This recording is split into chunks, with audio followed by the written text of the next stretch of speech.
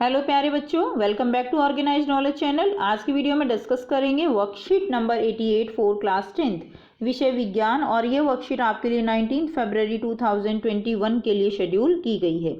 आज की वर्कशीट में बच्चों हम जैव प्रक्रम, हमारा चैप्टर 6 है, वही उसी का रिवीजन हम कर रहे हैं, उसी को कंटिन्यू करेंगे। और आज की वर्कशीट में हम अभिकथन और कारण जो क्वेश्चन है उनको डिस्कस करेंगे। वर्कशीट शुरू करने से पहले बेटा प्लीज चैनल को सब्सक्राइब कर लीजिए। So let's start. इस प्रकार के प्रश्नों में दो कथन दिए गए हैं, एक अभिकथन और एक अन्य अभिकारण। इन प्रश्नों के सही उत्तर का चयन कोड ए, बी, सी और डी से नीचे दिए अनुसार करिए। अगर ए और आर दोनों सत्य हैं तो आर अभिकथन की सही व्याख्या है। तो अगर देखिए ए और आर दोनों सत्य होते हैं तो आर और अभिकथन की सही व्याख्या होती है, तो आंसर ए होता है। ए और आर दोनों सत्य हैं किंतु आर अभिकथन की सही व्याख्या नहीं है, तो बी आंसर करेंगे। सी आंसर कब होगा? अगर ए सत्य है किंतु आर असत्य है। और डी होगा अगर ए असत्य है किंतु आर सत्य है। सो पहला क्वेश्चन करेंगे। अभिकथन दिया गया है यकृत वसा के पाचन में सहायक होता है। तो अब देखिए इसका कारण दिया गया है। अब आपको सोचना है, ठीक है, कि यकृत जो है वो वसा के पाचन में सहायक होता है, तो क्या कारण है कि क्यों वसा के जो है पाचन में सहायक है। इन क्वेश्चंस को करने का यही सबसे अच्छा तरीका है कि आपको इनके बारे में सोचना होगा। ठीक है, पॉज लीजिए थोड़ा सा और सोचिए कि ऐसा कहा गया है तो क्यों कहा गया है। फिर हम कारण पढ़ेंगे। कारण क्या है इसका? पित्त रस में पित्त लवण होते हैं जो वसा का इमल्सीकरण करते हैं। तो ये बिल्कुल ठीक है कि यकृत जो है उसमें पित्तरस निकलता है और पित्तरस में पित्त लवण होते हैं जो कि इमल्सीकरण करते हैं, यानी वसा की बड़ी बड़ी गोलिकाओं को छोटी गोलिकाओं में तोड़ते हैं।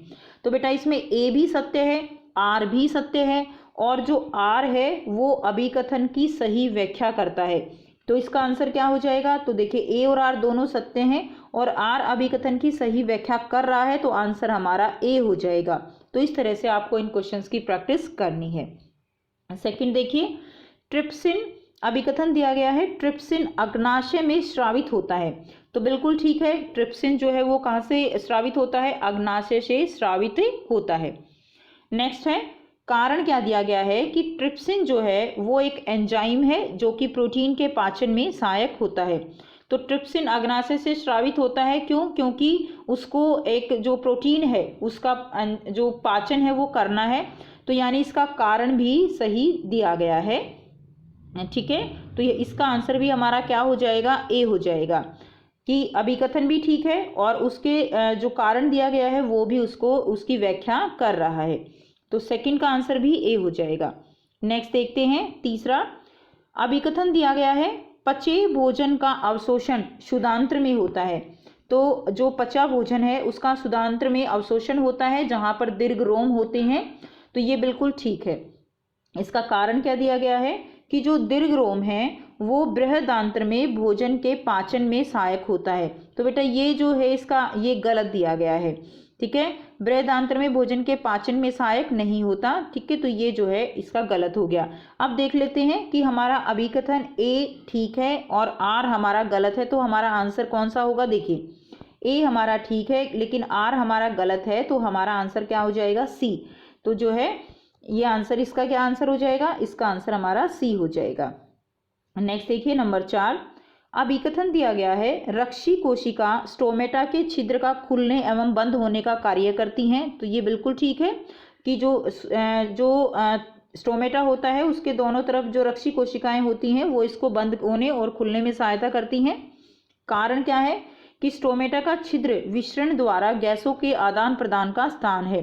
तो यहाँ से गैसों का आदान प्रदान होता है, ये भी बिल्कुल ठीक है, लेकिन ये जो कारण है ये अभिकथन की सही व्याख्या नहीं कर रहा। आप इसको देख सकते हो सोच के। रक्षी कोशिकाएं स्टोमेटा के छिद्र का खुलने एवं बंद होने का कार्य करती हैं। तो क्यों कार्य करती हैं फिर ये? तो विसरण द्वारा गैसों के आदान प्रदान के बारे में बता दिया गया है।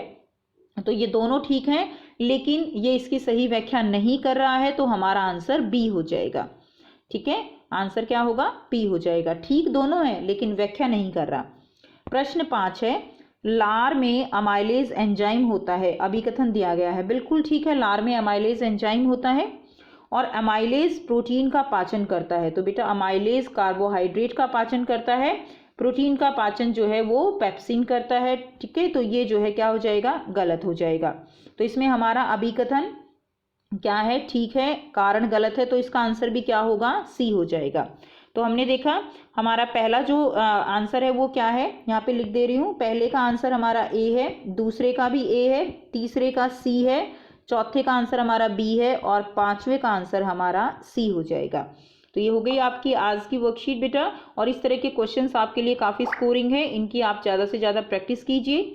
सो वीडियो अच्छी लगी तो लाइक कीजिए, शेयर कीजिए, चैनल को सब्सक्राइब कीजिए। So thanks for watching students, have a nice day.